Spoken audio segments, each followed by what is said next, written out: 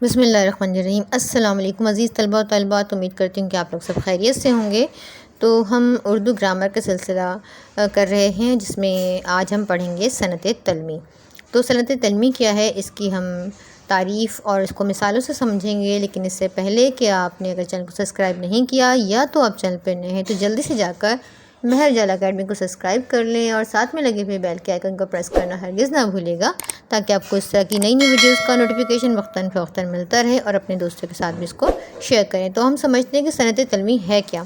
علم بدیع کی اصطلاح میں شاعر کا اپنے کلام میں یا نثر نگار کا اپنی نثر میں کسی مشہور تاریخی واقعے، روایت، قصے، شخص، جگہ، قرآنی آیت یا حدیث کی طرف اشارہ کرنا صنعت تلمی کہلاتا ہے۔ اب جیسا مثال کے طور پہ دیکھتے ہیں کہ بے خطر کود پڑا آتش نمرود میں عشق، عقل ہے محو تماشائے لب بام ابھی۔ اب اس کی وضاحت ہے کہ درجہ بالا شعر میں حضرت ابراہیم علیہ السلام اور نمرود کا واقعہ بیان کیا گیا ہے، اس لیے شعر میں صنعت تلمی ہے۔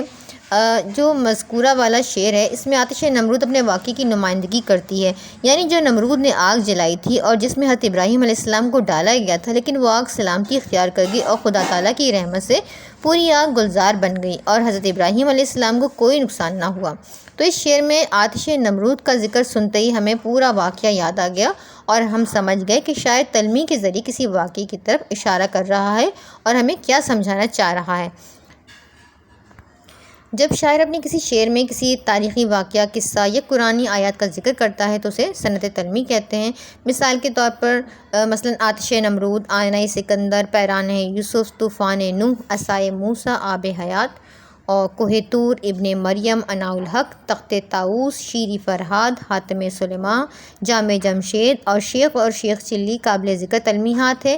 اسی طرح سحر سامری کہنے سے حضرت موسیٰ اور سامری جادوگر کا واقعہ یاد آ جاتا ہے، اور ماہ کنعان یعنی کنعان کا چاند اشارہ ہے حضرت یوسف کی طرف۔ آسان الفاظ میں اگر تلمی کو سمجھنا چاہیں تو آپ یہ جان لیجئے کہ ادیب کو عموماً اور شاعر کو خصوصاً کم سے کم الفاظ میں زیادہ سے زیادہ ادائے مطلب کرنا ہوتا ہے، لیکن دوران تحریر کچھ تاریخی واقعات اور کچھ علمی مسائل ایسے آ جاتے ہیں جن کا حوالہ بہت طویل ہوتا ہے، چنانچہ شاعر اس تاریخی واقعہ، علمی مسئلے سے ایک دو الفاظ یا ایک ترکیب ایسی منتخب کرتا ہے جو اس واقعے کو ذہن میں تازہ کر دے۔ اس عمل کو تلمی کہا جاتا ہے۔ اب یہاں شعر دیکھیے، دھوپ کی تابش، آگ کی گرمی، رب بنا کنا عذاب النار۔ تو تلمی کی اصطلاح، یہ غالب کا شعر ہے کہ دھوپ کی تابش، آگ کی گرمی، رب بنا کنا عذاب النار۔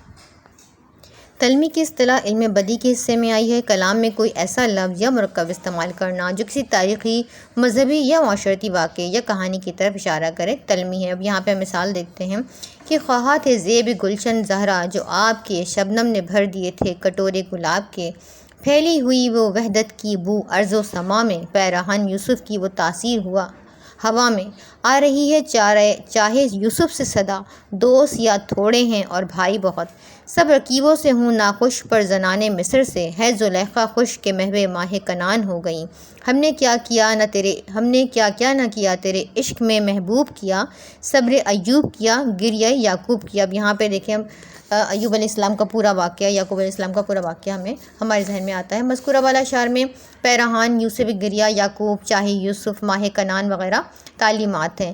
کیا فرض ہے سب کو ملے ایک سا جواب، آؤ نہ ہم بھی سیر کریں کوہ طور کی۔ اب یہاں کوہ طور کا موسیٰ علیہ السلام کا واقعہ ہمارے ذہن میں پورا آ جاتا ہے۔ مذکورہ والا شعر میں کوہ طور کا لفظ تلمی کے طور پر استعمال ہوا ہے۔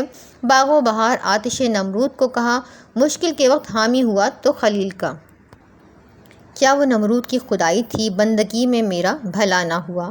یہاں پہ آپ دیکھ رہے ہیں نمرود کا واقعہ اور ابراہیم علیہ السلام کا تاریخی اسلامی واقعہ ہے۔ آگ ہے، اولاد ابراہیم ہے، نمرود ہے، کیا کسی کو پھر کسی کا امتحان مقصود ہے۔ اس شعر میں ابراہیم علیہ السلام اور نمرود کا ذکر ہے، جو کہ صنعت تلمی کی بہترین مثال ہے۔ اس سے ہمیں پورا واقعہ تھوڑے سے اشعار کی مدد سے ہم سمجھ سکتے ہیں۔ غرق کر دے گا وقت کا دریا، کوئی فرعون اگر خدا نکلا۔ اس شعر میں ہم دیکھ رہے ہیں کہ فرعون کا ذکر ہو رہا ہے، جس طرح کہ وہ غرق ہو گیا تھا سمندر میں اور موسیٰ علیہ السلام فتح یاب ہوئے تھے، تو اس طرح ہمیں صنعت تلمی کی مثال اس میں نظر آ رہی ہے۔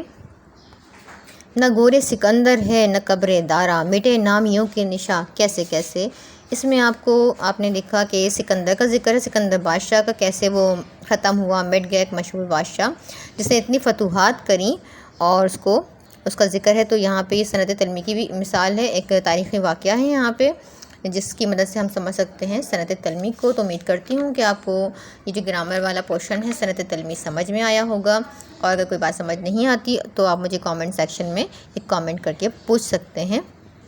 تو اپنے دوستوں کے ساتھ شیئر ضرور کیجیے گا اس کو، اور اگلی ویڈیو تک کے لیے اللہ حافظ۔